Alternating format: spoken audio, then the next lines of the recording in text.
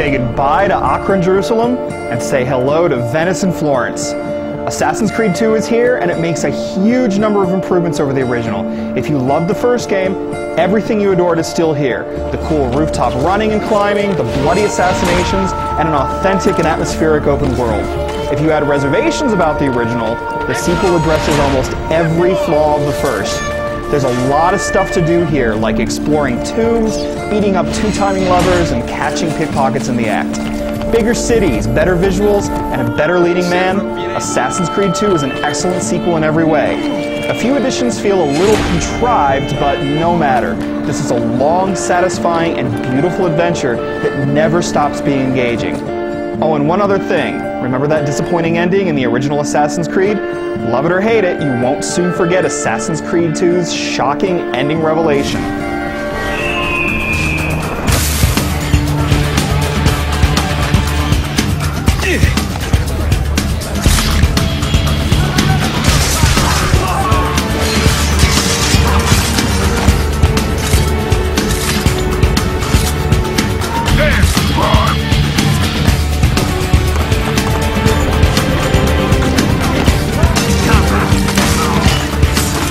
So what's new? Well, for starters, the star of the game. It's 15th and 16th century Italy, and you play the majority of the game as Ezio, the son of an Italian banker. Ezio is a charming troublemaker, but soon he leaves behind his civilian clothes and dons the robes of an assassin. Ezio is a great lead, and it's fun to watch him grow from a young firebrand to that dangerous assassin. The storytelling is much more coherent and straightforward now. So while things are a bit more linear than in the original Assassin's Creed, the upside is that you get a much more interesting narrative filled with much more interesting people. That doesn't mean you've left Desmond behind, you know, the bartender whose memories you explored in the first game. However, how he fits into the new story is best left to discover on your own. Don't assume you don't get the free-roaming joy you'd expect from an Assassin's Creed sequel, though. You'll sprint across rooftops, assassinating guards, and climbing towers to synchronize your map and get a bird's-eye view of the absolutely stunning cityscapes. But there's a whole bunch of additions that keep things incredibly engaging. There's now an economy, for example, and you earn florins for completing missions, looting corpses, and finding treasure chests. You'll also earn income from your Uncle Mario's villa, and you can purchase upgrades for it to bring in even more cash.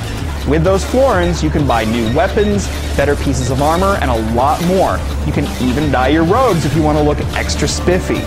As for the combat itself, it works much the same as before, but there are some subtle additions that make it more fun.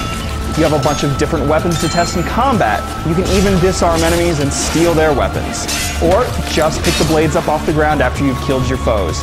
But the best new addition is surely the dual hidden blades. I see him!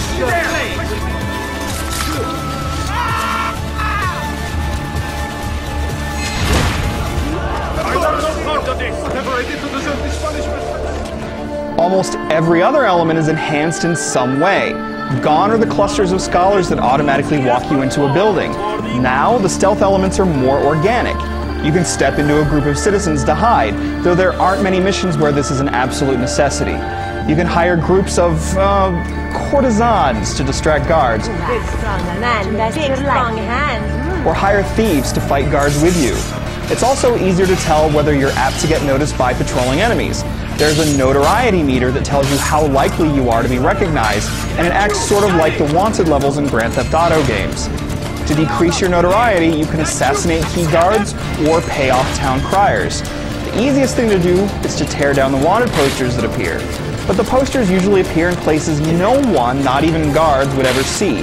And like a few other additions in Assassin's Creed 2, the wanted poster thing just seems a little contrived. Another aspect that doesn't quite work to the game's benefit are the puzzles that you can discover and solve, though I'd be giving too much away if I told you the specifics.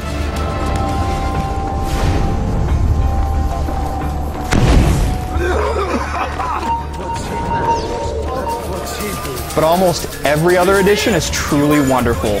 You'll race in a covered wagon and fly above the rooftops in a bizarre flying contraption thanks to the help of your friend, Leonardo da Vinci. Leonardo will also upgrade your synchronization bar, that is, your health bar, when you bring him codex pages which are hidden in buildings around the cities. Another great addition, the tombs you'll discover. Inside each of them is an important artifact you need to retrieve, and you'll reach it with some traditional platforming levels that might remind you a bit of Prince of Persia: The Sands of Time.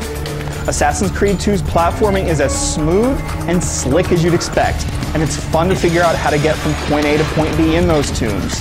A few of the puzzles are timed, as are some of the main missions, but it's fun and easy to string together jumps. The tunes provide some of the best moments of the game, and there's a treat in store for you if you find all of the artifacts. Let it be said, Assassin's Creed 2 is probably the best looking open world game ever created. The sumptuous lighting, the sense of place, the crowds of people going about their business, the way the city seems so organic, the whole presentation is absolutely gorgeous.